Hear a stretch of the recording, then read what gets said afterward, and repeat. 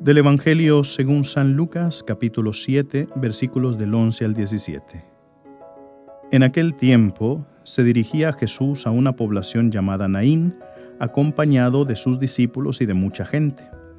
Al llegar a la entrada de la población se encontró con que sacaban a enterrar a un muerto, hijo único de una viuda a la que acompañaba una gran muchedumbre.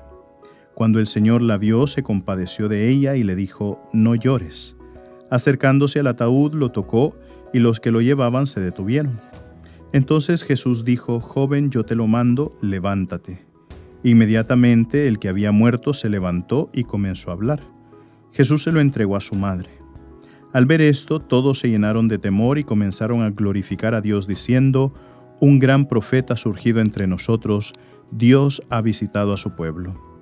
La noticia de este hecho se divulgó por toda Judea y por las regiones circunvecinas. Palabra del Señor. Queridos hermanos, el día de hoy, en este martes 13 de septiembre, la Iglesia está celebrando a San Juan Crisóstomo. Él es un santo que vive en la segunda mitad del siglo IV, muere justo al inicio del siglo V, y él es muy venerado en la Iglesia ortodoxa junto a los grandes Gregorio Nacianceno y San Basilio el Grande.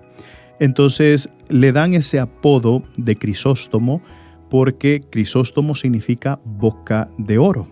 Y tener ese apodo era porque él predicaba fervientemente la palabra de Dios, y cuando él predicaba, mucha gente pues se quedaba atónita viéndolo, y cuando uno se queda atónito es porque está frente a una gran riqueza, y por eso es que justamente lo apodaron Crisóstomo.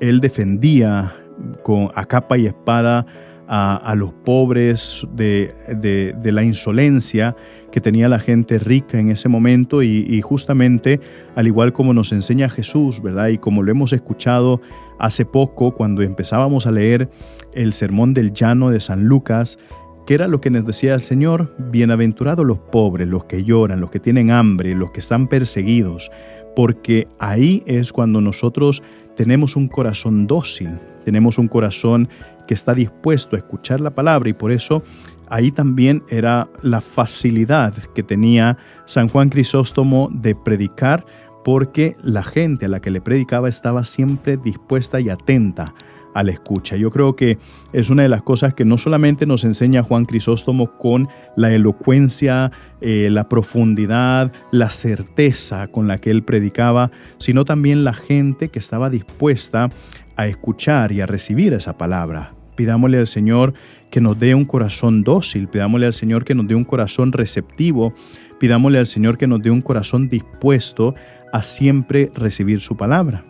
Y justamente, queridos hermanos, el Evangelio que hemos escuchado el día de hoy, pues nos presenta ese gran amor, esa gran misericordia, y saber que incluso, porque no solamente se trata de la resurrección de este muerto, sino que incluso los muertos son capaces de escuchar a Dios. Y ahí cuando Jesucristo se acerca al ataúd de este joven, habiendo visto también el dolor que sentía su madre, que era viuda también, porque ahí pues la madre quedaba sola. No se sabe si ella tenía más hijos o no, pero cuando las mujeres quedaban solas, sin sus esposos, sin sus hijos, pues ellas quedaban a la merced de lo que sucediera. Vivían de la caridad. Por eso una de las grandes obras de la iglesia primitiva era acompañar a las viudas. ¿Por qué? Porque quedaban sin nada, sin nadie. Entonces, más que ver solamente el dolor de la mamá, que era viuda, el Señor pues también nos muestra eso, que incluso los muertos saben escuchar la palabra de Dios.